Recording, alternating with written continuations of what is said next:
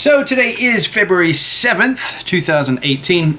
Something I've noticed over the years is that people that like the Ghostbusters movies tend to also like the Back to the Future movies.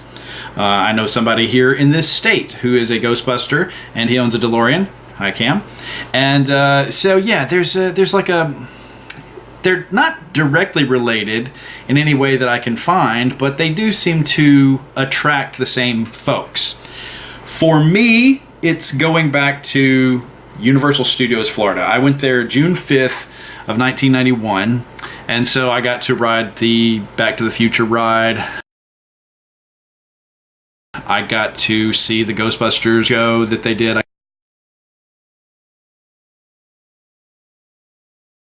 There were a lot of things about that trip that kind of fused certain films together for me.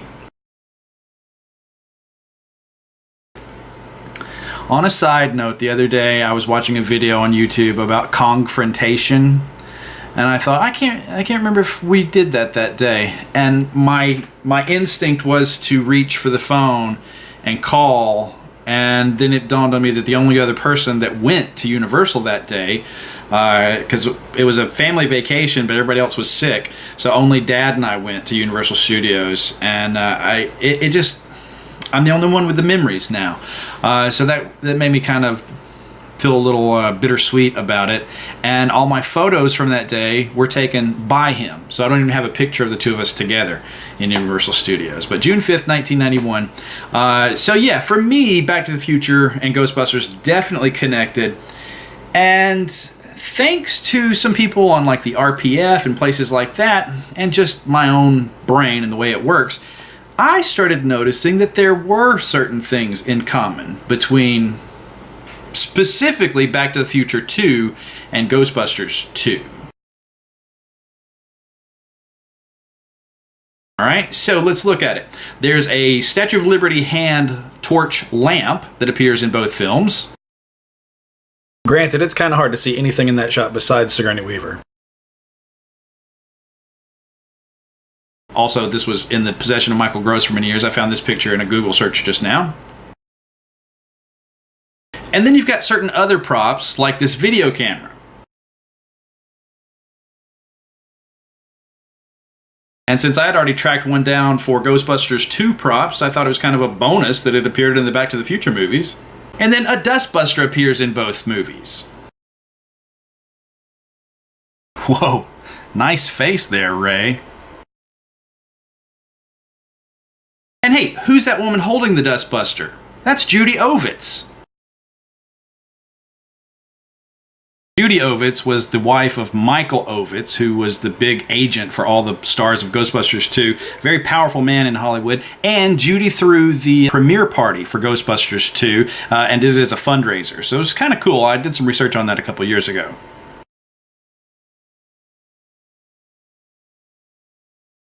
And Mary Ellen Trainor appears in both movies. She's a little hard to see in that movie frame, so here also is a production photo. She's the one who says that Hilldale is nothing but a breeding ground for Tranks, Lobos, and Zip Heads. She also is married to Robert Zemeckis, the director of Back to the Future, and friends with a lot of directors of other movies, so that kind of explains why she was in so many movies of the era. And if you're trying to figure out where you know her from, she's the mom in Goonies.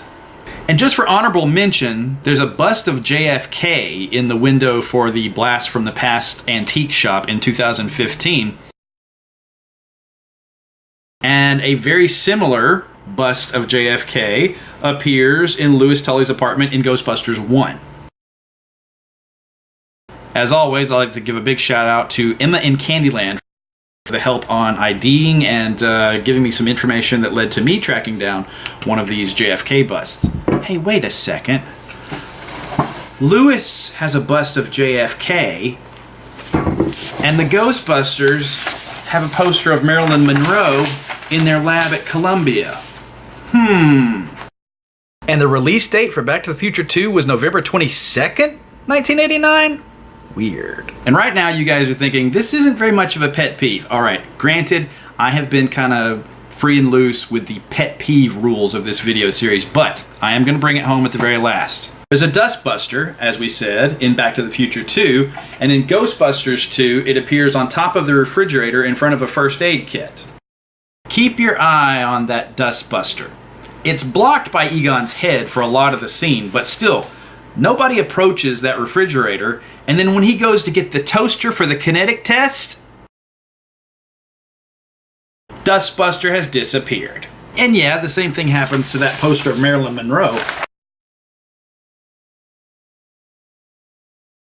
But the workers and Dean Yeager had been in there in between, so one of them could have taken that down. In Ghostbusters 2, nobody goes anywhere near the top of that refrigerator. So that's my pet peeve, the disappearing Dustbuster from Ghostbusters 2.